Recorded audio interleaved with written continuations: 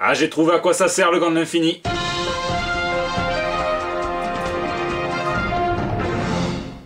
Ben ouais, vu la tournure humour que ça prend, moi je propose qu'on fasse les choses bien et qu'on rajoute une règle selon laquelle quiconque portera le gant de l'infini aura un bonus de plus 2 points par Chabit effectué, et donc dans la grande partie de Chabit géante qui se déroulera probablement donc dans le manoir des Vengeurs dans Avengers Infinity War. Ça se tient, avec un bonus quand même de plus 0,5 points par gemme monté sur le gant, c'est honnête. Cette semaine, il y a de l'insolite, il y a du mignon, il y a de la rafale, il y a de tout ce qu'il faut pour kiffer, donc je vous propose sans plus attendre qu'on passe tout de suite aux news de la semaine.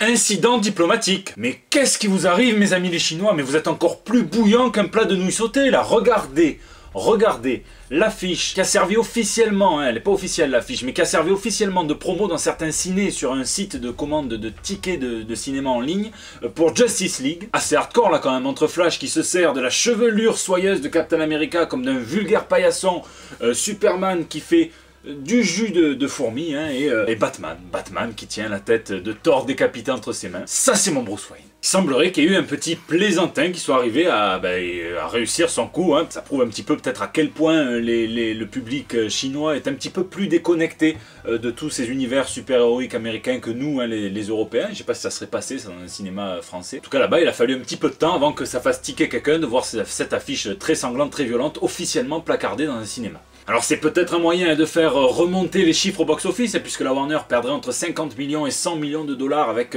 Justice League. Peut-être aussi un moyen d'empêcher Batfleck de partir pour laisser sa place à Jake Gyllenhaal. Ou alors un moyen tout simplement pour que Zack Snyder voit son propre film, puisqu'apparemment c'est pas le cas. Après je sais pas, peut-être que les fans vont créer une autre pétition pour voir cette version du film qui a l'air quand même bien fun et pas simplement celle de Snyder. Et moi je pense que c'est un coup monté d'un graphiste très énervé que Joss Whedon ait liké un tweet anti-Justice League et anti-Steppenwolf. Scandale tout ça, scandale.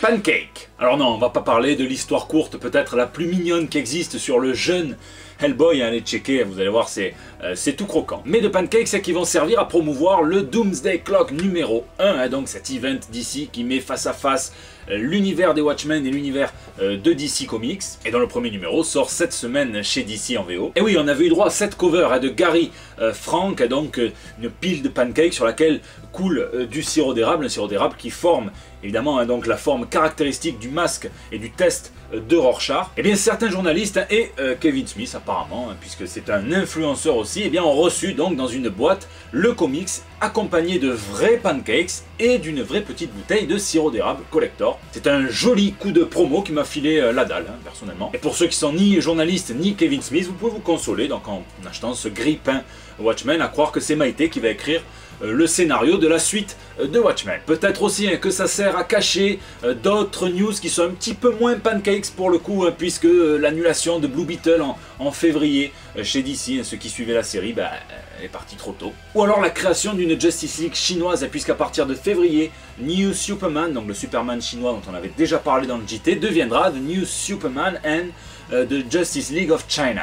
En espérant que ça soit pas un crossover avec Marvel. En tout cas, c'est annoncé avec cette cover qui est tout aussi cliché que ma blague sur les nouilles sautées de tout à l'heure, mais que je trouve simplement magnifique. Ce New Superman avec un tiret sera assisté de Wonder Woman avec un tiret et de Batman avec un tiré aussi. Il y en aura probablement d'autres qui suivront, et je vous rappelle que la Chine compte 1,3 milliard habitants, c'est-à-dire 1 milliard de plus que les États-Unis, donc forcément attendez-vous à ce que ce soit un marché qui soit dragué de façon beaucoup plus régulière et répétitive par le monde du comics et par la pop culture en général. Où est Wolverine? Et oui, après 154 semaines de mort, eh bien Wolverine revient dans l'univers Marvel, le vrai, le jeune, le beau, enfin l'immortel soi-disant. Et dans un coup de génie marketing, Marvel tease le retour de son mutant préféré simplement par où est Wolverine, sauf que cette fois, il n'y a pas le bonnet rouge et blanc et le t-shirt aussi. Et deuxième fulgurance, Marvel parvient à importer les scènes post-credits directement du film dans les comics, puisque ce retour nous sera expliqué dans des scènes post-credits de Captain America numéro 697, de Mighty Thor 703 et de Amazing Spider-Man 794. Donc comment est-ce qu'il s'est sorti de sa prison d'adamantium? Qu'est-ce qu'il a foutu depuis? Pourquoi est-ce qu'il est intéressé par des pierres de l'infini? On verra. On sait pas pas si ça tiendra tout seul ou si ça sera relié directement aux histoires concernées, on verra aussi. C'est peut-être ça l'effet Cebulski, puisque si vous ne le saviez pas, Marvel a changé d'éditeur en chef. C'est une grosse news, hein, puisque Axel Alonso, après 7 ans de bons et loyaux services, a cédé sa place à CB Cebulski, qui était un petit peu le André Manoukian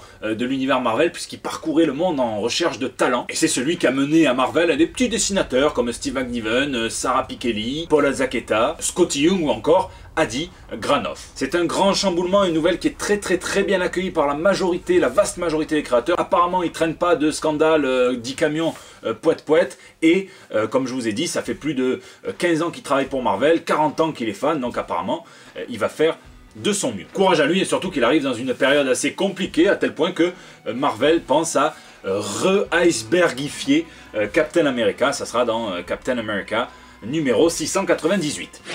Métaphase. Tiens, une super histoire, hein, les amis, puisque c'est celle de Chip Reese qui, quand il a su que son nouveau-né allait être trisomique, eh bien, s'est mis à chercher dans la pop culture, dans les comics en particulier, un héros qui ressemblerait à un trisomique, à son fils, et auquel ce dernier pourrait s'identifier facialement. Et quand il n'a pas trouvé, qu'est-ce qu'il a fait? Est-ce qu'il a lancé une pétition? Est-ce qu'il a écrit des lettres enragées à Marvel, DC ou à Image? Est-ce qu'il s'est lamenté sur son sort? Non, il l'a fait lui-même. Il a écrit une 15aine de pages d'un comics qui est intitulé Métaphase, qui devait être réservé donc à l'entourage, donc aux amis proches et à la famille, et qui a rapidement attiré l'attention d'un éditeur qui s'appelle Alterna Comics, qui lui ont proposé de développer le concept. Il en a fait un comics de 80 pages qui s'est écoulé à plus de 1500 exemplaires imprimés, qui est disponible donc sur Comixology pour 5 $.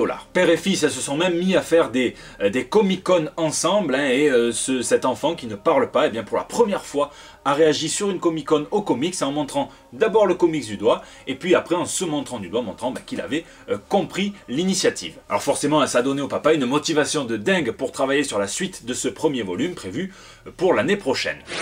Kick-Ass 2.0. On le savait déjà depuis juin dernier, mais cette fois on a des images, hein. Pour fêter les 10 ans de la franchise Kick-Ass, eh bien Mark Millar revient avec, comme un Doctor Who, eh bien un nouveau Kick-Ass. Et cette fois le manteau, plutôt le costume, est passé à une femme, une trentenaire, vétéran de l'armée américaine et surtout maman de 2 enfants. On change également de décor, hein, puisque ça ne se passe plus à New York, mais au Nouveau-Mexique, et même d'éditeur, puisque ça ne sera plus imprimé sous le label Icons, donc de Marvel Comics, mais bien chez Image Comics. Le seul truc qui reste, c'est John Romita Jr. qui sera dessinateur, au moins sur la première partie, puisqu'on parlait de rumeurs comme quoi Daniel Way le remplacerait et remplacerait aussi Millar au scénar sur la suite. On verra. Alerte, alerte les amis, ceci n'est pas un exercice. La news vient tout juste de tomber et il y aura bien une suite aux aventures de Hit Girl. Donc ça sera Mark Millar qui va lancer la nouvelle série en collaboration avec Ricardo Lopez Ortiz, et les deux donc vont mener la mini Punisheuse eh bien en Colombie, et c'est là que je vous demande de garder votre calme. C'est Kevin Smith qui se chargera d'écrire le second arc avec une idée qui selon Mark Millar est unique, hein, et qui va mener Hit Girl à Los Angeles. J'ai peur les amis, j'ai peur.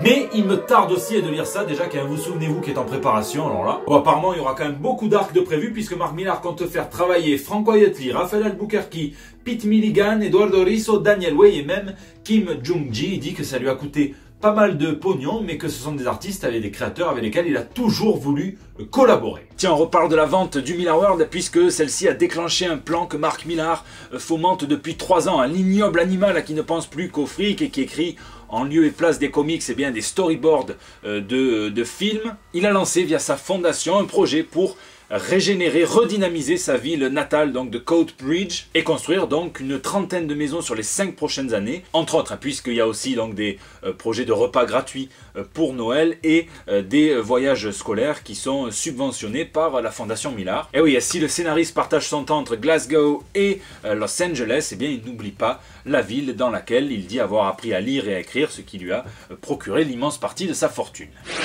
Rafale de news, et des news qui sont orientées ciné-série cette semaine, puisque enfin 25 ans après sa première apparition dans une série, eh bien elle va avoir droit à sa propre série. Je parle évidemment d'Harley Quinn, qui va donc s'affranchir totalement, rompre tous les liens avec Monsieur J pour bien devenir la reine du crime de Gotham City. Et donc ça sera une série qui sera produite par ceux qui ont fait Powerless, qui sera exclusivement disponible sur la plateforme digitale DC Warner et apparemment qui serait doublée, en tout cas il voudrait qu'elle soit doublée par Margot Robbie. Et chose importante à noter, Paul Dini ne serait pas impliqué sur le projet. Tiens, une rumeur circule selon laquelle la Fox ferait un film sur l'homme multiple, donc Jamie Madrox, qui serait interprété donc par James Franco et James Franco. Tiens, Damon Lindelof est donc le producteur de Lost, de The Leftovers, le futur producteur de la série Watchmen, a donné une petite interview dans laquelle il dit à quel point Watchmen est dangereux, mais que l'époque actuelle est tout autant dangereuse, donc du coup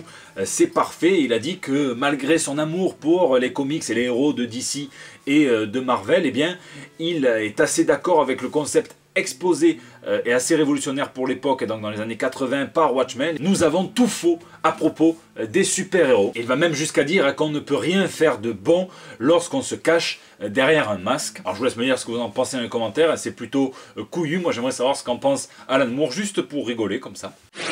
Voilà, c'est la fin de ce JT. Au début, je voulais vous faire une petite review du Punisher sur Netflix. Mais après, je me dis que ça serait peut-être pas trop l'endroit, que ça rallongerait le JT. Après, le JT, il serait plus long que Justice League, ça serait con quand même. Et surtout, qu'il faudrait que je revoie peut-être Daredevil saison 2 et que je revoie la saison du Punisher une fois, parce qu'une review, ça se prépare, ça ne se chie pas. Tout ce que je peux vous dire, c'est que c'est assez couillu comme réinterprétation du personnage de Frank Castle et de pas mal d'autres personnages qui gravitent autour de lui, que moi j'ai vraiment beaucoup aimé. Ça passe le cap, vous savez, le fameux cap de la mi-saison sur Netflix, entre l'épisode 7 et l'épisode 9 généralement, ça trébuche. Et ben là, pour moi, ça trébuche à l'épisode 12 sur 13, donc c'est plutôt cool. Pour ceux qui l'ont regardé, n'hésitez pas à me dire ce que vous en pensez dans les commentaires. Donc voilà, comme je disais, c'est la fin de ce JT, j'espère qu'il vous a plu. N'oubliez pas évidemment qu'on peut se retrouver sur les réseaux sociaux, sur Facebook, sur Twitter, sur Instagram, dans les commentaires de YouTube. Profitez de votre temps libre pour lire, et puis à la semaine prochaine pour des nouvelles toutes fraîches. Et la règle du gant de l'infini, ça marche aussi